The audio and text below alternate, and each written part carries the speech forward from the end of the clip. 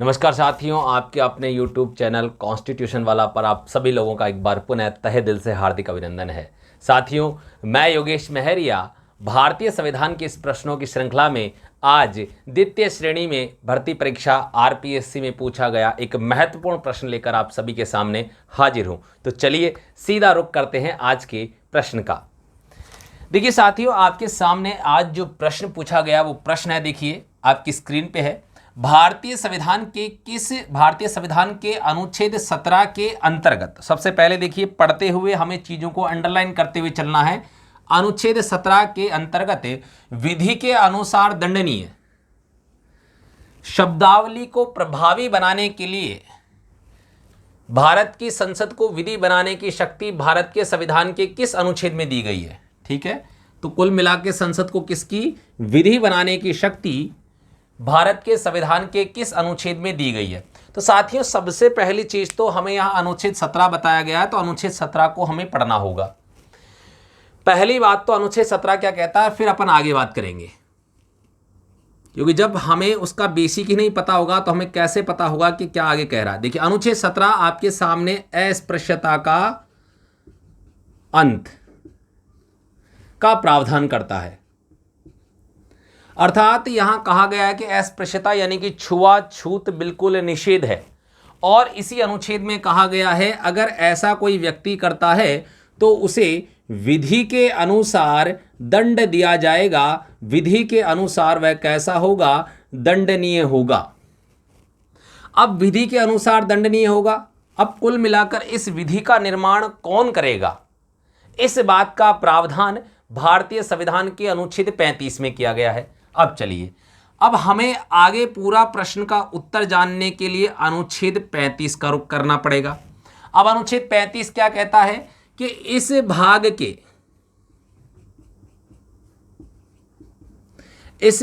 के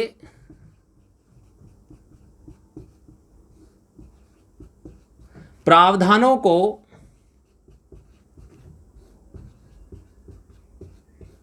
प्रभावी करने के लिए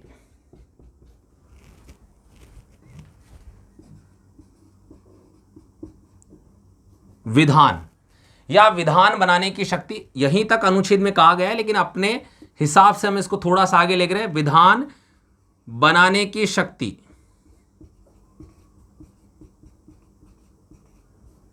संविधान में तो यहीं तक लिखा हुआ है, लेकिन ये अपन ने एडिशनल लिखा है कि विधान बनाने की शक्ति किसको प्राप्त होगी। अब देखिए, इसमें भी अनुच्छेद 35 क्या कहता है, अनुच्छेद 35 क्या कहता है कि संसद को होगी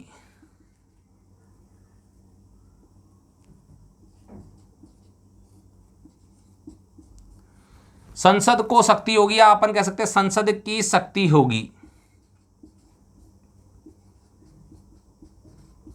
विधान बनाने की शक्ति संसद को होगी, या हम कह सकते हैं संसद की शक्ति होगी।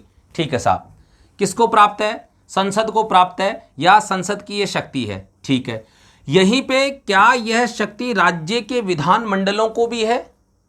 जी नहीं साथियों, इसी अनुच्छेद में साफ कर दिया गया है कि ऐसी शक्ति राज्य के विधान मंडल को प्राप्त नहीं है।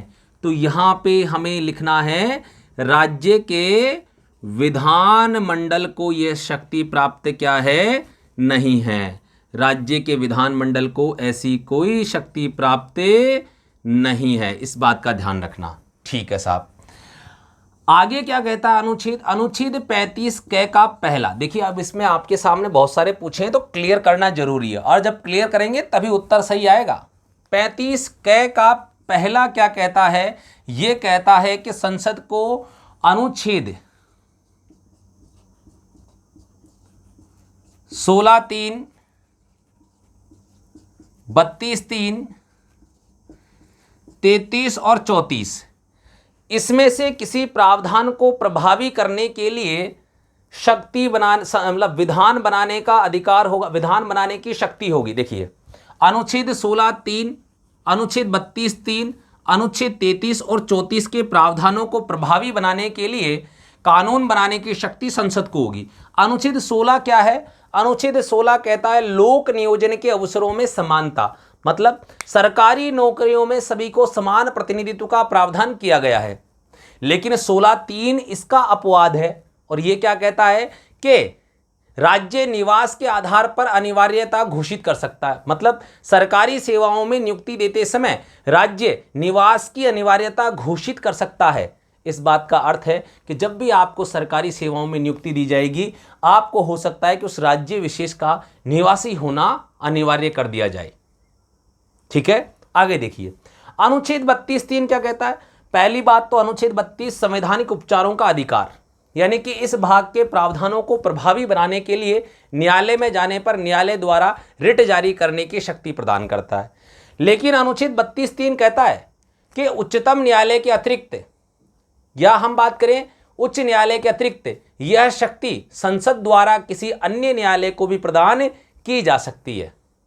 यानी कि मूल अधिकारों के संबंध में संसद द्वारा किसी भी न्यायालय को, किसी अन्य न्यायालय को रिट जारी करने की शक्ति प्रदान करता अनुच्छेद 32(3).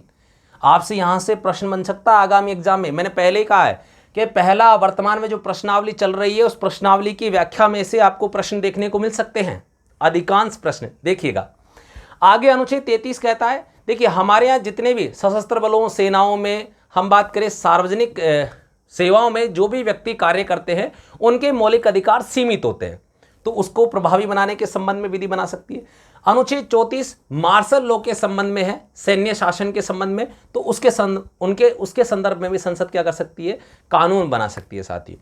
लेकिन अभी तो हमारा उत्तर प्राप्त हुआ ही नहीं। क्यों? क्योंकि अभी तो हम आगे और चलेंगे। अनुच्छेद 35 क सेकंड ये क्या कह रहा है, देखिए ये आपके सामने कहता है कि ऐसे कार्यों के लिए संसद को विधान बनाने की शक्ति किसके लिए होगी, ऐसे कार्यों के लिए जिन्हें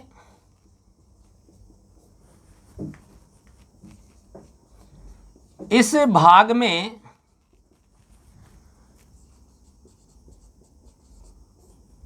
दंडनीय अपराध घोषित किया गया है, दंडनीय अपराध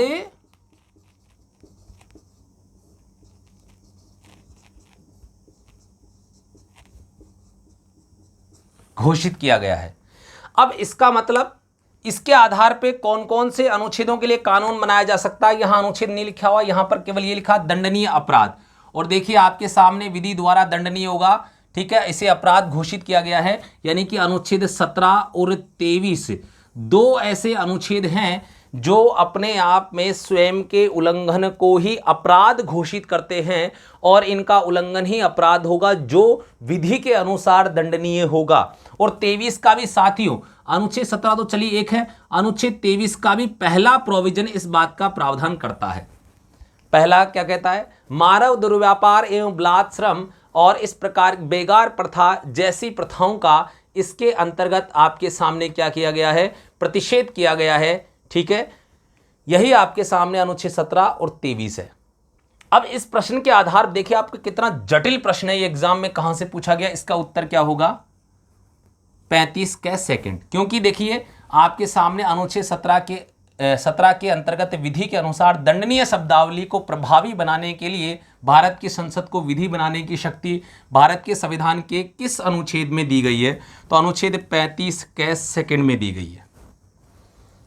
ठीक है साथियों, 33-34 तो है नहीं, अभी अपन ने क्लियर कर लिया, 35 एक भी नहीं है। तो इसी प्रकार के बेहतरीन कंसेप्ट क्लियर करने के लिए और बेहतरीन कंसेप्ट्स के लिए, ट्रिक्स के लिए आज ही हमारे यूट्यूब चैनल को सब्सक्राइब कर ले साथियों, और बेल आइकन को ऑल पे प्रेस कीजिएगा। इसी के साथ मैं आप सभी से विदा लेता हूँ। जय हिंद, जय भारत।